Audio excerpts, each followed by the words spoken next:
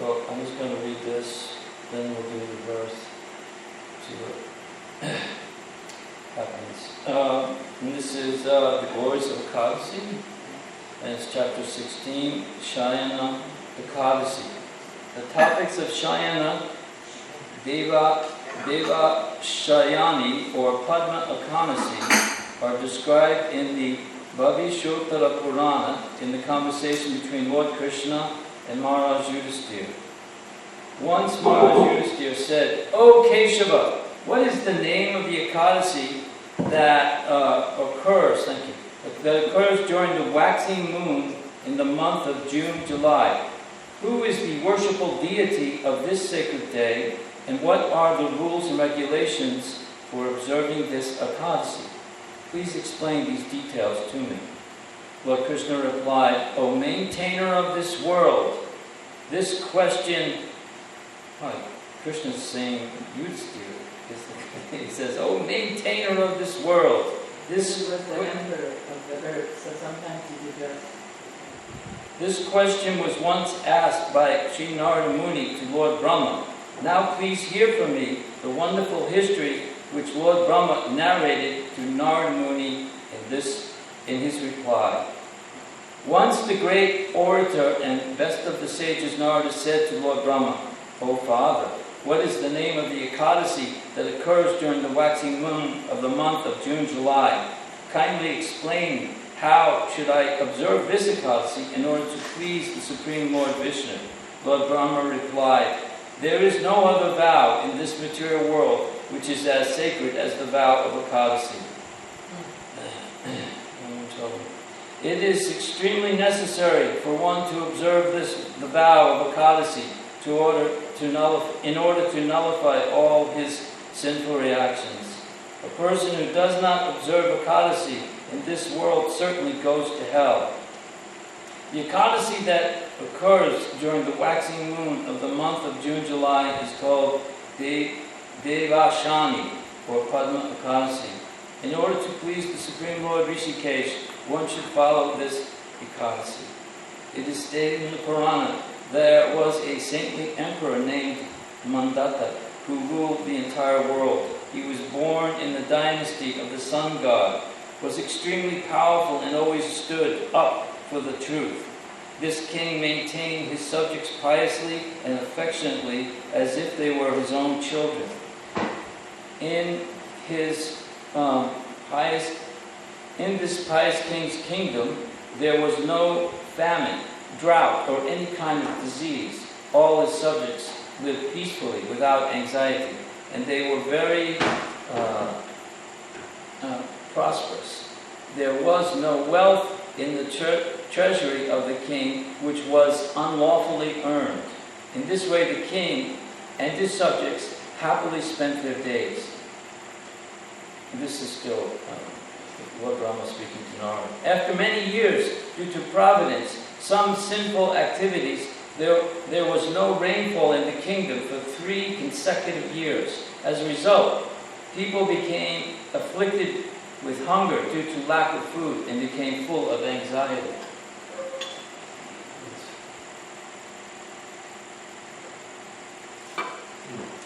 just hearing about the lack of rain. I got thirsty. As a result of suffering from lack of food, the performance of various sacrifices and the study of the Vedas came to a standstill. Then all the subjects came before the king and appealed, "O king, please hear our words, which will ultimately benefit us." The water is addressed in the scriptures as Nara. The Supreme Lord resides in Ayana. Therefore, another name of the Supreme Lord is Narayan. The Supreme Lord Vishnu is all-pervading in his form as clouds. He alone causes the rainfall. The food grains are produced from rain, and the living entities subsist on grains. At present, due to lack of these food grains, our subjects are suffering and decreasing. O best of kings, please find some remedy for our miserable condition and restore peace and prosperity among us. The king replied, "Whatever you have said is true. The food grains are considered like Brahman. Not Brahma, but Brahman.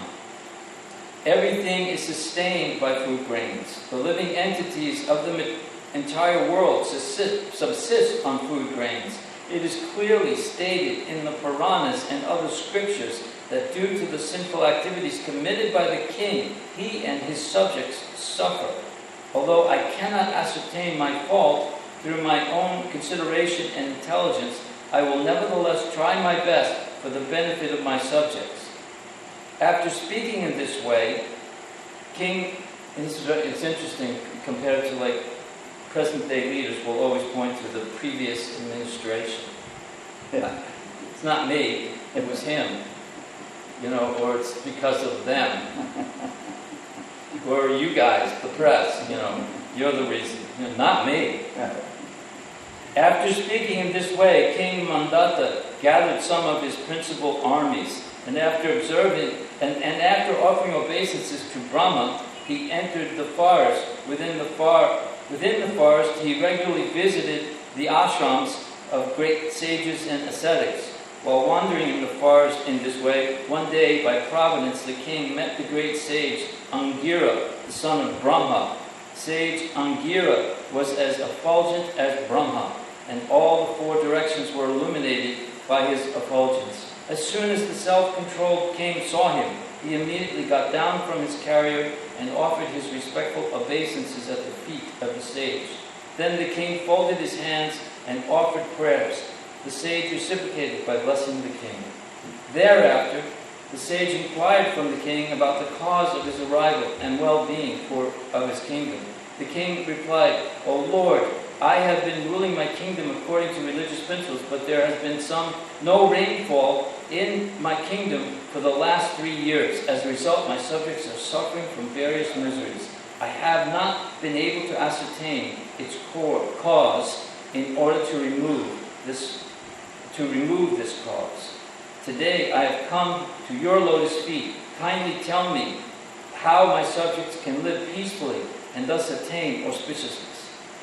The sage Angira replied, "O king, the present age of such a yuga is the best of all the yugas. In this yuga, people worship the supreme Brahman. The fourfold religious principles are manifest in this yuga. No one except the Brahmanas are supposed to perform austerities in this age. In spite of this standard, a Sudra in your kingdom is undergoing austerity. As a result of this unlawful conduct, you are facing its consequences in the form of drought. Therefore, you should try to kill him and bring peace and prosperity into your kingdom." The king said, "O great sage, it would be impossible for me to kill an innocent person who is engaging in performing austerity. Therefore, please instruct me about some easy solution." Then the sage replied, "O king, if this is the case, then observe the sacred Ekadashi known as Padma, or Devashayani, which occurs during the waxing moon in the month of June-July. By the influence of this vow, there will certainly be rainfall in your kingdom. The Ekadashi awards one all auspiciousness and perfection.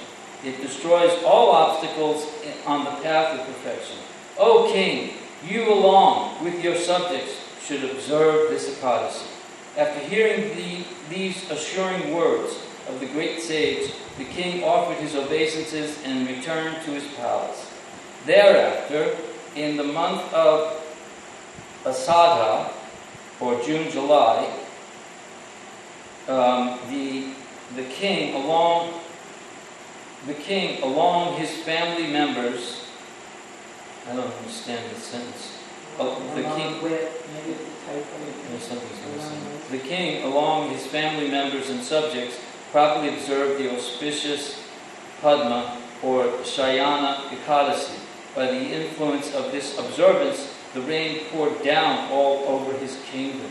There was no more scarcity of water, and soon the entire world became filled with fruit grains. And by the mercy of the Supreme Lord Rishikesh, everyone lived happily. Therefore, it is the duty of everyone to observe this sacred Ekadashi, which awards everyone happiness and liberation. By hearing and reading the glories of this Ekadashi, all one's sinful reactions are destroyed. That's good. This Ekadashi is also known as Vishnu Shayani Ekadashi. In other words, in order to please Lord Vishnu, the devotees observe this Ekadashi with special devotion. They do not endeavor for material enjoyments or liberation. Rather, they pray for pure devotional service to the Lord. The famous vow of Chaturmasya begins from this Ekadashi. This is the beginning of Chaturmasya. I didn't see that. The devotees observe the vow of Chaturmasya by hearing and chanting the topics of Lord for 4 months, beginning from the day when Lord Hari goes to bed up to the day he wakes up. Maharaj Yudhisthira said to Lord Krishna, "O Krishna, please tell me how one should observe this Sri Vishnu Shayana Vrata and Chaturmasya Vrata." Lord Krishna replied, "O king, when the sun remains in the sign of Cancer, then Sri Madhusudan, the Lord of the entire universe, goes to bed. And when the sun goes to the sign of Libra, the Lord wakes up. The vow of Chaturmasya commences from the day of Shayana Ekadashi. O King Yudhisthira, after taking bath, one should dress Lord Vishnu in yellow garments. Then he should make a bed and cover it with white sheets to put the Lord to rest. First, one should bathe the Lord with 5 ingredients such as yogurt, milk, ghee, honey, and sugar water, by the qualified brahmanas. Then one should wipe the Lord's body with a cloth and apply fragrant sandalwood paste. Then he should worship the Lord by offering incense, a ghee lamp, and flowers with devotion.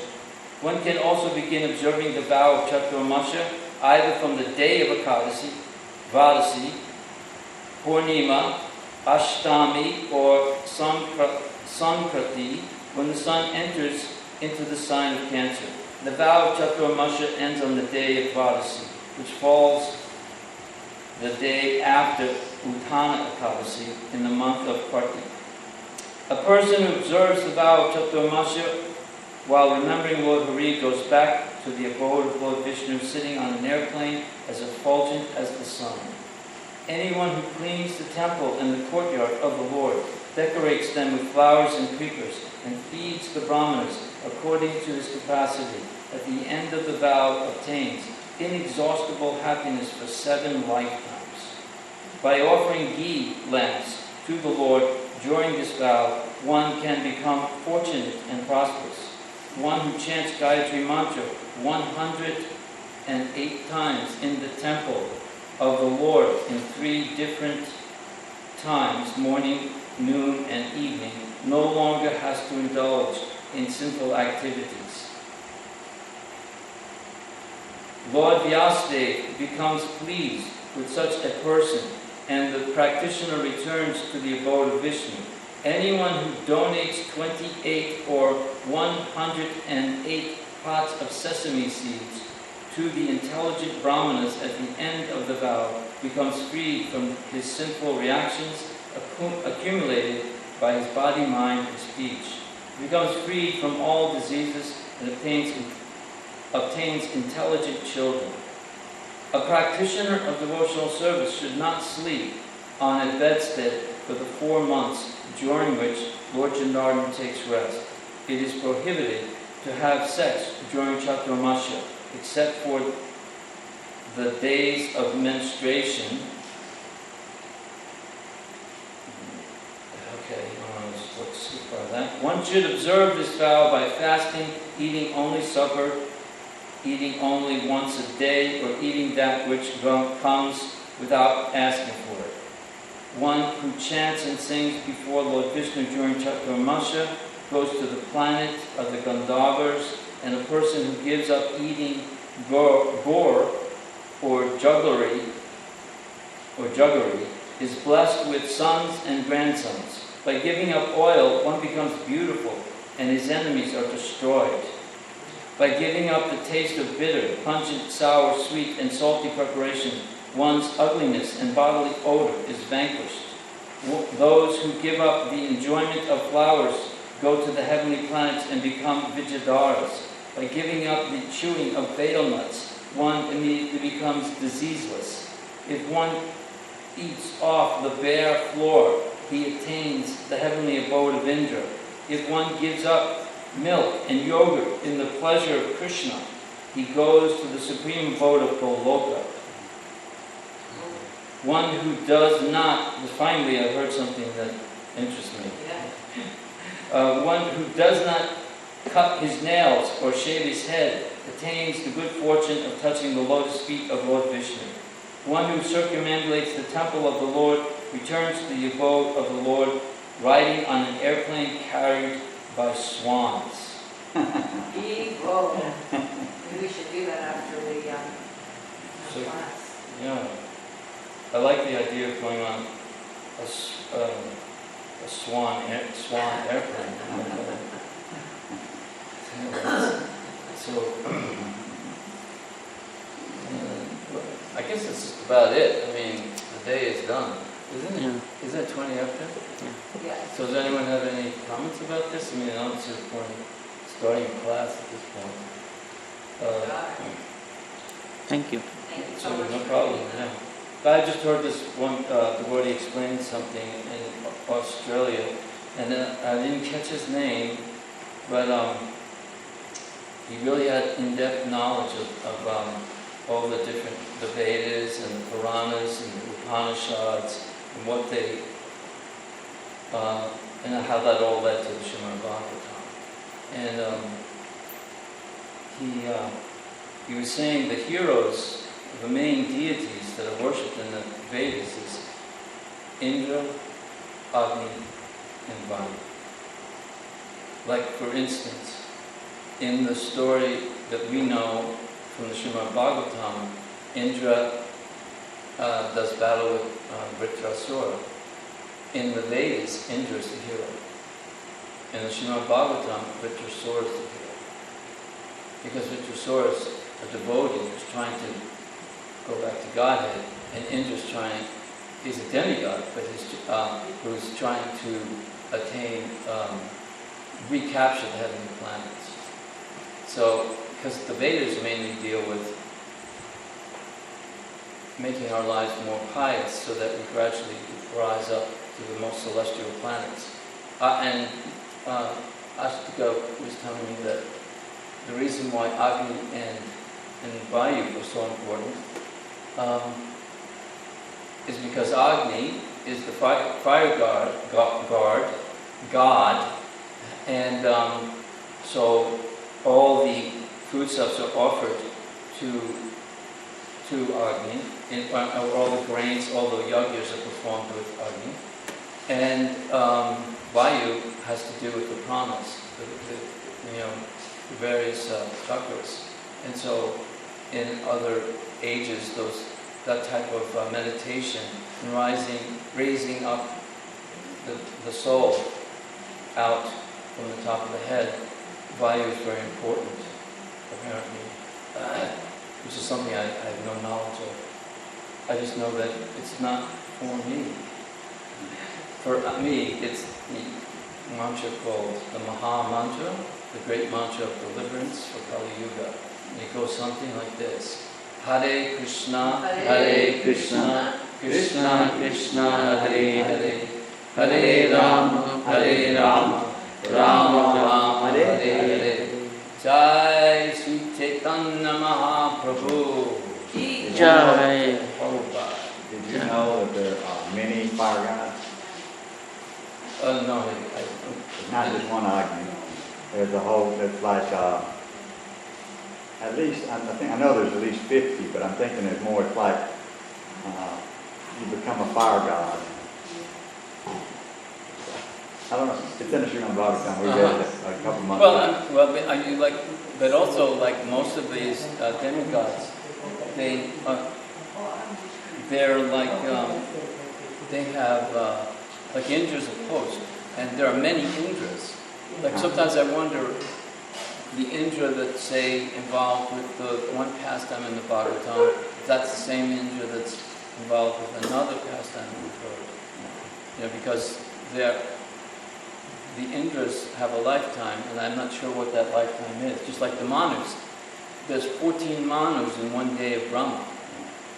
So that means in the day of Brahma, it's like basically, according to Brahma's time, it's every 45 minutes there's a new Manu. And Manu basically is like the lawgiver and kind of like a temple commander of the universe. Right.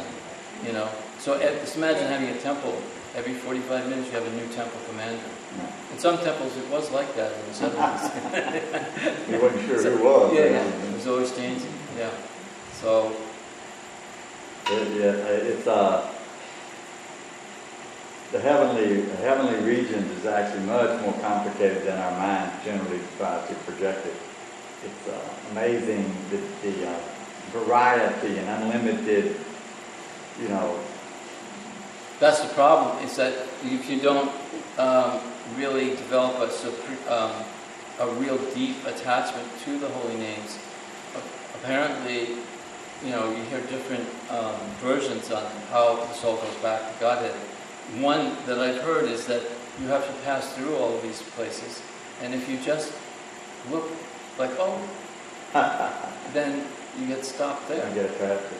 And so you have to not necessarily become familiar with all of those things, but really develop your taste for it. And understand the relevance as far as pleasure. You know, there's no pleasure to compare it. It's all temporary. That's all. Everything you're looking at there is birth and death. You know, so it's like, okay, you want to die, you get to do that. Right. But there's, like we were reading about Balimar and his planet that he was sent to, Sutala, and it's a hellish planet. You know, but it's more pleasure. Is it Sutala or Putala? Maybe Kutala. I don't know, whichever. One, it's a sewer. But it's more pleasure than heaven. The heavenly planet. The Well, demigods can't enjoy as much as he can enjoy. Well, I was listening to something recently, and it was describing the 7 hellish planets. I think it was 7. And they're subterranean, and you actually go down through these caves, tunnels, and they're 80 yojanas apart. I don't know how much miles a yojan is, but it's a great distance. Yojana is 8 miles. So then, and the 4th one down, Mayadana lives, and you know he's the genius behind the 3 flying invisible cities, and he's the one who created the Parliament building. There was no. So they have very technologically advanced civilizations in these hellish planets. Although we also know that there's a planet apparently that has just serpents, and their only light is from the gems of the hoods of the serpents. Yeah. So, but there are apparently even some of the heavenly planets are quite. And it's interesting to note that Bali Maharaj was again from an Asura family, but he's also related to Prahlad Maharaj, and they had conquered the heavenly planets because of Indra's mistake. Again, this has something to do with the Vitrasura pastime. And so, but he's supposed to, anyway, he's still there, but he gets, after so many cycles of or kalpas or whatever, he then is going to rule the heavenly planets. He became Indra. He'll become Indra. He's going to be the next Indra. Yeah. Which he didn't. I think he actually, just like Dhruva, when Dhruva finally saw the Supreme Personality of Godhead, he said, "Never mind, I don't need these. That desire, that thing about having a kingdom greater than my grandfather, that's not really so important. I was only 5 years old. What does a kid know? Say, well, then Krishna's saying, well, you should rule the planet for 36,000 years and live out all of these desires, and then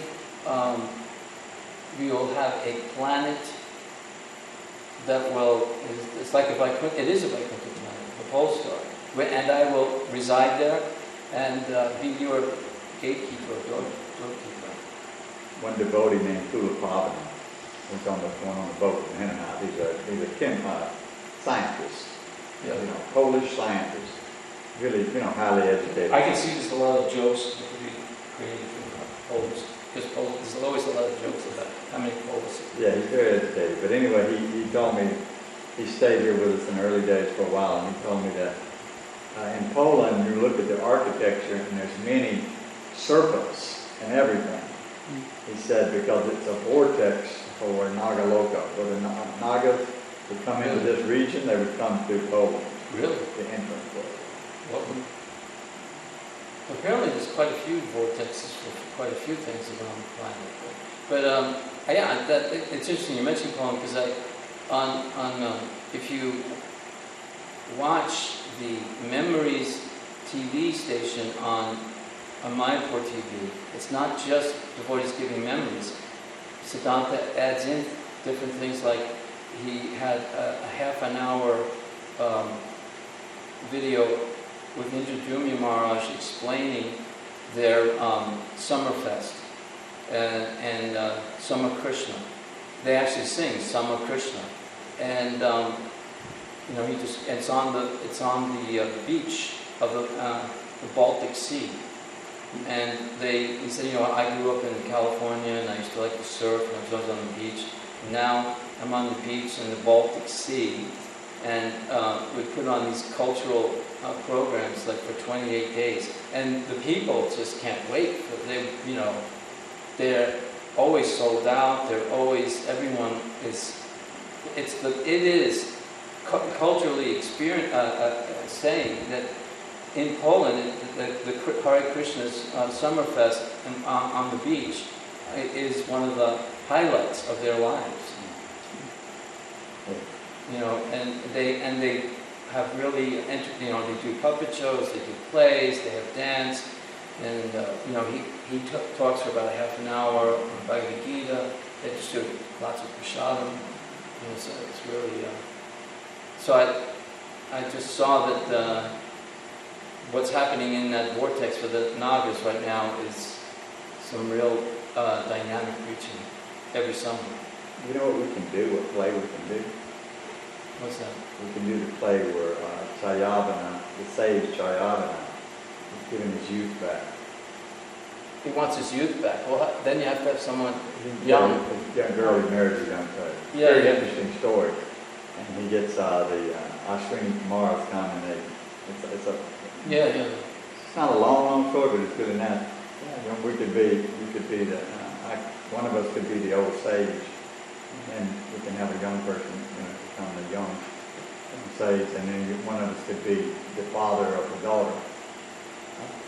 I see. Yeah. Yeah, look at it in Bhagavatam, Chayavana married the daughter of Kujan or something like that. Are you talking about just anytime? Huh? For Janmashtami or just sometimes? Yeah, we're talking about the Janmashtami. That's it for Janmashtami. I feel like I should just be quiet here in the corner. I feel compelled to say that for Janmashtami, it seems like it should be something with Krishna Leela. we'll get back with you on that. We have to talk to our I actors. forget that I mess with the same. They don't have many old people in Krishna Lila. That's the only problem. I'm trying to figure out what old people can do. Very Nanda trendy. Maharaj, Huh? the elders, Nanda Maharaj and the elders are criticizing Nanda Maharaj. Oh, this baby Krishna, he's stealing the butter, he's going to different houses and doing all this mischievous activities. But then they start thinking of the beauty of Lord Krishna and how wonderful he is, and then they all start laughing. And then Maharaj, one day he's looking at it, he starts laughing, and then they're all laughing, and they totally forgot what they were supposed to be One- it might not be I mean, I think it came from Rwanda or something like that. So was it really? One play that it requires a few other people, but two of the people, there's only one old person. I was thinking about the witness, when the young man takes the older Brahmin to see the deity, and then you. The son could be the son who complains. Yeah. He could be like middle aged, Right. and then You need so to father. and then we need a real sweet, humble, like say Tamal would be a humble Yeah. Brahmin, Yeah. and he's saying, no, you Prabhu, you promised, you must do this. Yeah. Then the whoever was going to play Krishna, that would have to be someone, generally, like most places use a woman, to do that. You'd have to have someone very young and attractive. Or, Shanti. Depends on how many people we can get involved and what you want to do. yeah, but that play just requires 4 people. And it's related to the Supreme Personality of Godhead. It's not necessarily related to John Master, but it is. That sounds good. And I could be the middle-aged son who's really obnoxious. Typecast myself. You can be the older, hard-of-hearing Brahmin. That wouldn't give my daughter to him. The father. Yeah. First you promise, and then you. Yeah. But then because I say, what did you do? Just be Yeah. quiet, I got and it. I'll deal with it. I got it. They Yeah, I start to feel it. kill themselves. Okay. You just sit there and be quiet, Yeah. and so then I say. I'm used to being abused as an old yeah. And so then you just take, or either way, we can do it either way, and then just let Tamal have it, Yeah, that'd be good. and then he kind of like insists, and then what you do need, kind of need townspeople.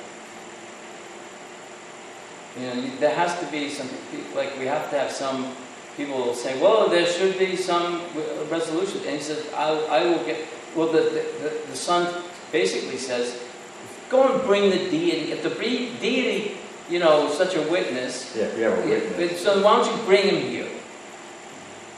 I can't remember if he had said already that the deity had talked. He says that. Tamal says to the deity, or whoever, the servant says, he's asking the deity to come, and the deity's saying, no, I can't come, I have to stay here. I'm made of stone or something like that. And he said, but you can talk, you can walk, so like that. Yeah, that would be great. And then you got to have somebody play the deity. That's the thing, yeah. And the person who was the young man would have to be, he'd have to know what's going on and be able to, that's a main role. You're going to have somebody that can speak English really good too, Oh yeah, I just thought maybe Tamal, because he doesn't speak English so well, makes it even more like he's, Maybe so. he's like really, How will he learn because to the find whole point is that they're a much higher caste and he's a much lower caste.